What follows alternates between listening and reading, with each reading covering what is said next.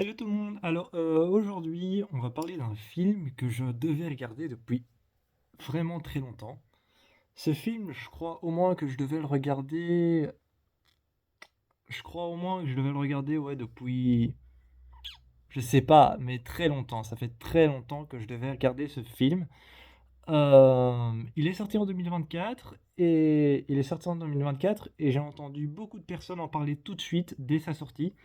J'ai entendu beaucoup de personnes en parler tout de suite dès sa sortie. Et ce film, en fait, j'avoue, dès que les youtubeurs, créateurs de contenu ont commencé à en parler, j'avoue que ce film ne m'attirait pas tant que ça. Il m'attirait pas autant que des films d'horreur qui sont sortis, comme par exemple Speak No Evil, qui lui m'a attiré de ouf jusqu'à ce que je le regarde.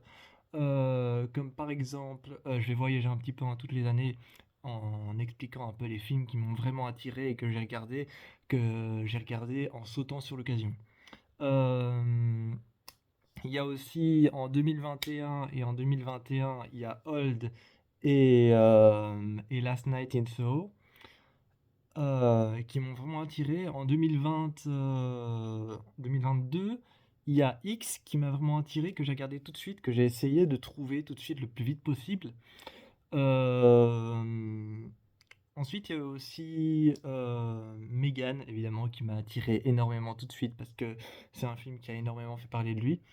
En 2018, L'exorcisme d'Anna Grace m'a attiré tout de suite, j'ai essayé tout de suite de trouver. Prey from the Devil, donc La proie du diable, m'a attiré tout de suite en 2022-2021, je sais plus quelle année c'est celui-là, mais il m'a attiré tout de suite, c'est d'ailleurs toujours l'un de mes préférés. Mais le film dont on va parler aujourd'hui,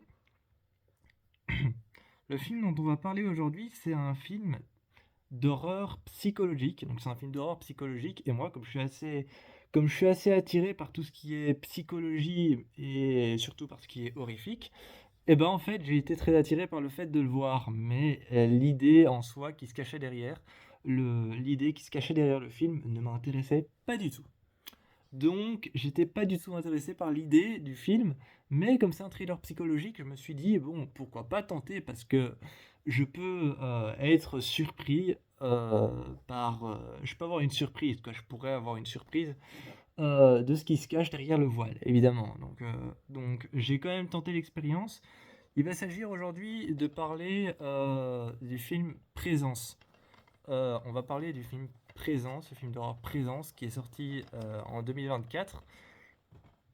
Alors, en fait, pourquoi ça m'a pas attiré? C'est parce qu'en fait, le pitch, l'idée est vraiment trop simple. L'idée est vraiment trop simple pour moi, et d'ailleurs, quand j'ai vu le film, à la fin, j'ai trouvé que le retournement de situation était pas assez crédible parce qu'on n'avait pas eu assez d'éléments dans le film. Et on n'avait pas eu assez d'éléments dans le film. J'ai trouvé que le film faisait de trop longues scènes, faisait de trop longues scènes avec un nombre soit trop peu, soit avec de trop ou trop peu de personnes, ce qui rendait les scènes un petit peu énervantes et un petit peu chiantes à la longue, mais un petit peu trop longues et trop traînantes, comme si tu traînais la jambe. Donc vraiment comme si tu marchais en traînant la jambe. Les scènes étaient longues. C'est pas comme le film d'horreur Hereditary qui est sorti en 2018, qui lui s'entête à faire comme les vieux films d'horreur, qui font des longues scènes très très longues, qui durent et qui montrent vraiment un envergure de décor. Là, c'est pas du tout comme ça montre les personnages, et alors on est avec beaucoup de persos, on est avec beaucoup de personnages, et soit avec trop peu, soit avec trop beaucoup, soit avec trop de persos, et les scènes sont longues. Par contre, il y a des mouvements de caméra qui arrivent dans la maison pour montrer la présence, comme si la présence était dans la maison, mais qu'on ne pouvait pas la voir, mais simplement qu'à la caméra, le film nous offre la possibilité de voir ce qu'elle voit et comment elle se déplace. Donc, il y a vraiment des mouvements très viscérales, il y a des mouvements très viscéraux et très organiques dans les mouvements de caméra, la manière dont elle se déplace. T'as l'impression que la caméra glisse sur les murs, glisse sur les parois et longe le bord des escaliers ou longe le bord des murs, ce qui donne un aspect très fantomatique au film. Mais faire bouger deux, trois objets à un moment, t'as la caméra qui arrive dans la chambre d'une fille. Déjà, le pitch de l'histoire, c'est une famille qui s'installe dans une maison en pensant que la maison va être une sorte de redémarrage pour eux. Au début, j'avais commencé le film, j'avais commencé le film, mais je l'avais pas terminé. Et il m'a un peu fait penser à la première saison d'American Horror Story, mais quand je l'ai regardé entièrement, finalement, pas du tout, quoi. Pas du tout. La première saison d'American Horror Story concerne aussi une maison, en fait. Donc c'est pour ça que ça m'avait fait penser. La maison était un peu dans le même style, sauf que celle-ci était plus colorée. Celle d'American Horror Story a un aspect plus physique, un peu plus fantomatique et hanté. Euh, Parce qu'il s'agit là quand même de l'une des séries d'horreur les plus connues, American Horror Story. Mais dans Présence, elle a un aspect plus coloré, l'aspect plus d'une maison contemporaine, moderne du 21e siècle. Et, euh, et donc, il y a un plan dans la chambre de la fille, et en fait, cette famille vient s'installer dans cette maison pour redémarrer, pour un nouveau départ, sachant que leur fille, leur fille, elle a subi un énorme choc émotionnel. Elle a perdu une amie qui est morte d'une overdose, donc de quelque chose d'assez dramatique. Et elle était là quand ça s'est produit.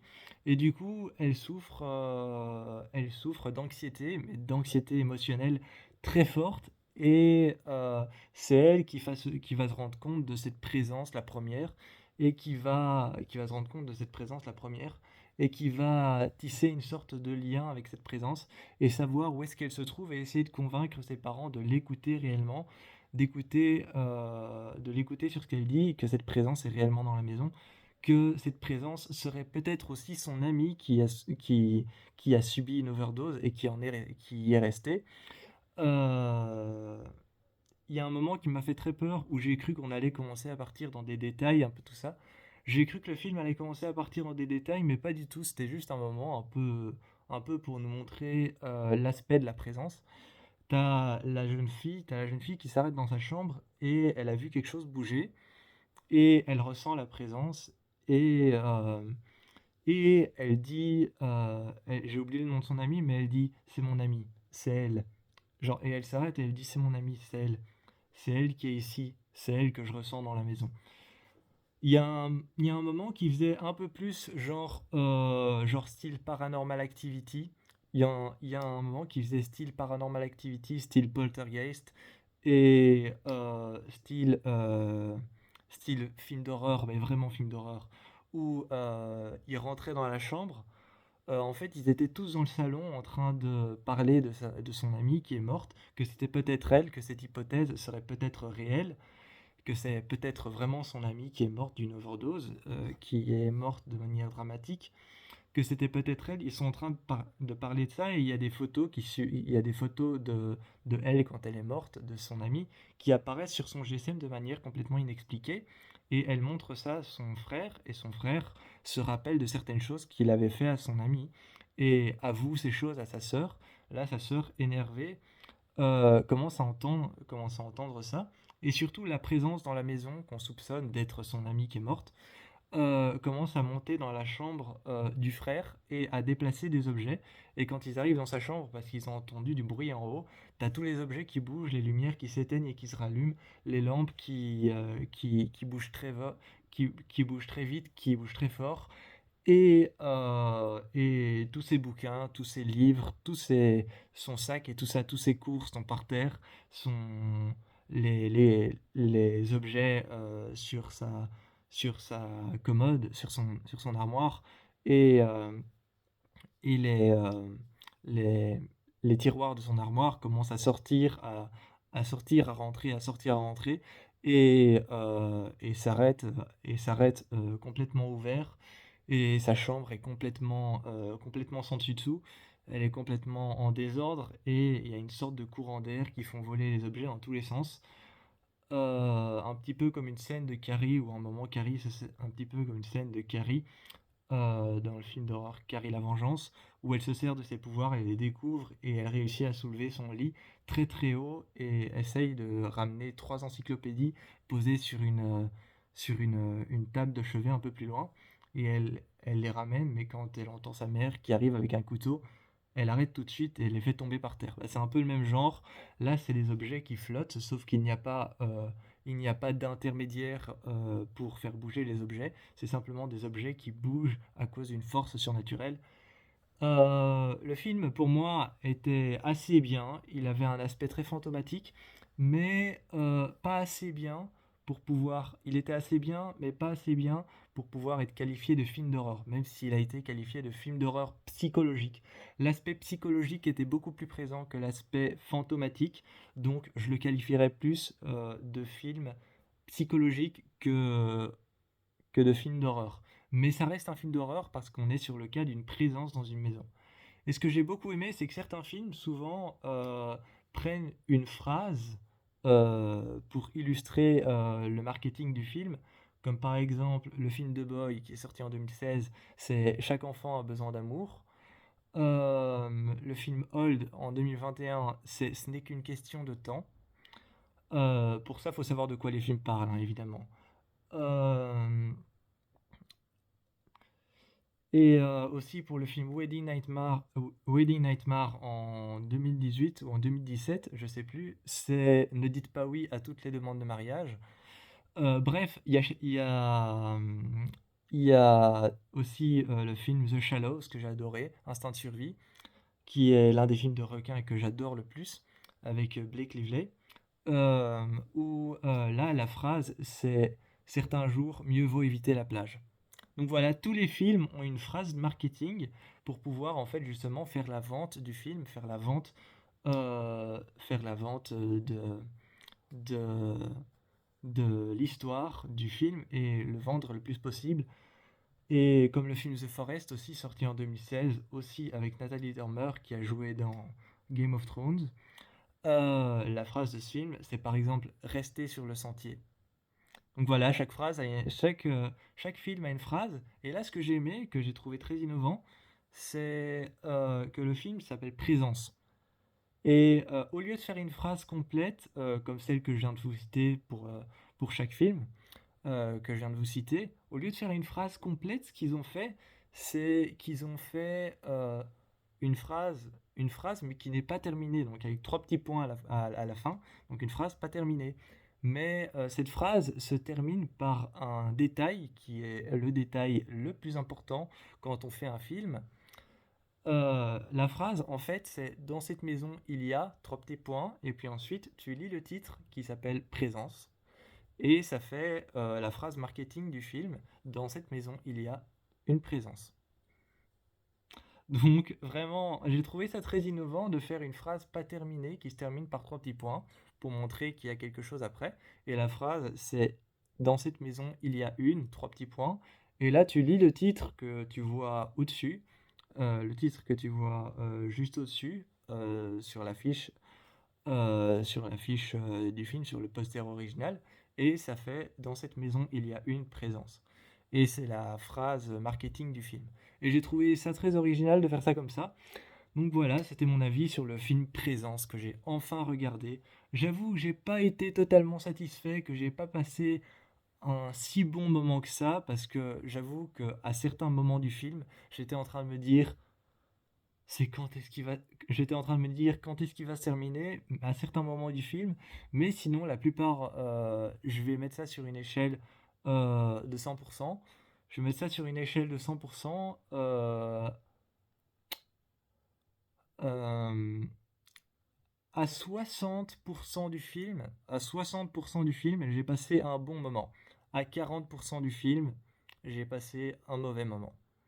Donc, quand même, comme à 60% du film, j'ai passé un bon moment, mais à 40, un mauvais, bah, je vous encourage quand même à aller le voir parce que l'histoire est assez cool. On parle de la mort, on parle du deuil, on parle de tourner la page sur quelque chose qui est arrivé, sur un drame familial. On parle de quelque chose de familial.